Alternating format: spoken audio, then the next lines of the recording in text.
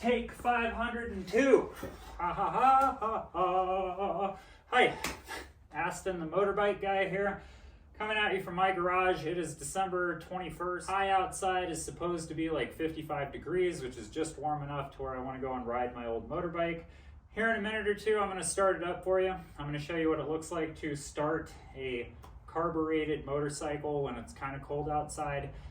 The fact of the matter is these bikes don't fire up easily or thoughtlessly. You kind of have to know what you're doing a tiny bit. This knowledge was a lot more common when carbureted motorcycles were more common.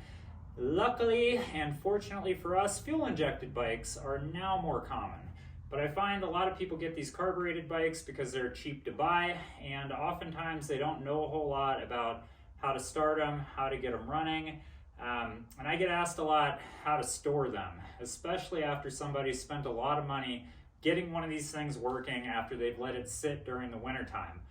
The really short answer to that question is I do not store this motorcycle. It gets actively used every month of the year. Even in January and February when it's really cold outside, I can still find a day usually where it's going to be 40 degrees or over, where I can get this bike fired up and I'm not completely miserable on a 10, 15 minute, 20 minute ride, riding it.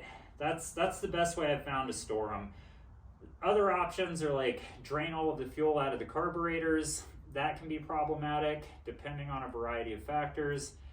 Draining the fuel system completely and acting like I'm gonna store it inside, that's another option. I've found it's a lot easier if I just spend one day out of the month, including during the cold months, getting this bike started and riding it around for 10, 15, 20 minutes, just enough to get the engine all the way up to temperature and get the fuel flowing through the fuel system to where it's not going to break down, plug up the pilot jets, and make me have to pull the carburetors out, clean them, and reinstall them come springtime. So with all that said, let's go ahead and get this thing fired up. So I start with the key.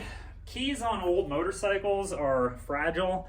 I don't know if you can see that, but this key is kind of on its last legs, so I'm very careful with it. In my opinion, you shouldn't take keys for granted, especially these old keys. When they break, it can be a pain in the butt depending on where they break. So that goes in the ignition.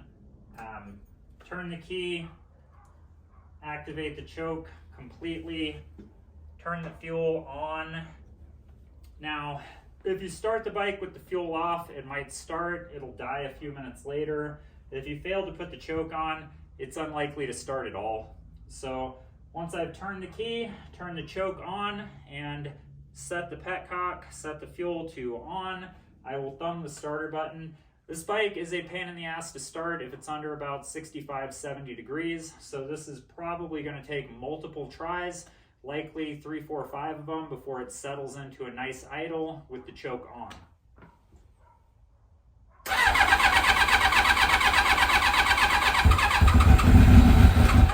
So, and then it dies.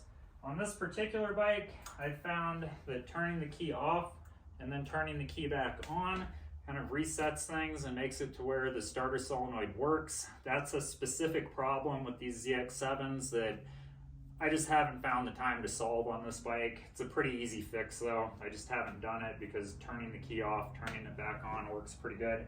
So second attempt. All right, it'll probably take a third attempt.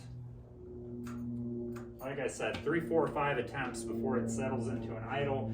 With the choke on, it'll settle into a low idle, and then as it warms up, the idle will come up. And I'll show you what all of that looks like.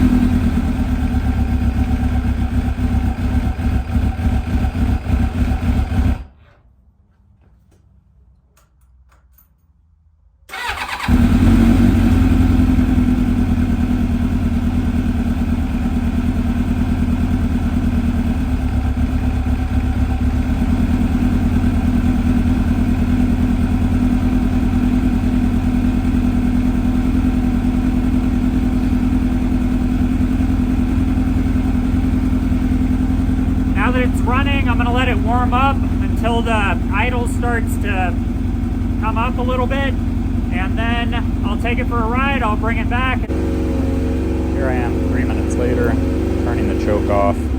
Next, I will remove the leads for my trickle charger. I prefer the battery tender brand. I've found if I don't use a trickle charger, especially when my customers don't use trickle chargers, I find myself replacing batteries unnecessarily often. I highly recommend using a trickle charger as part of your winter maintenance routine, whether you own a scooter or a motorcycle.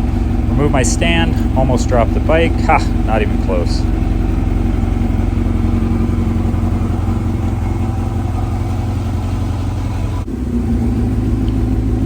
And 15 miles later, the bike worked fantastically. I'll hold it up here and then throw my stand underneath it again. This is something you get very good at when you race sport bikes.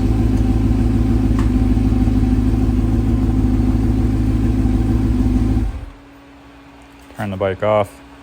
Let the cooling fan run. Cool the bike down a little bit.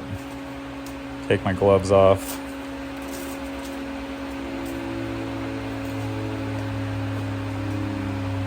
Take my helmet off. I had more to say here, but an Amazon delivery driver decided he needed my attention. He couldn't just throw the box on the porch and leave. It was pretty unnecessary. Anyway,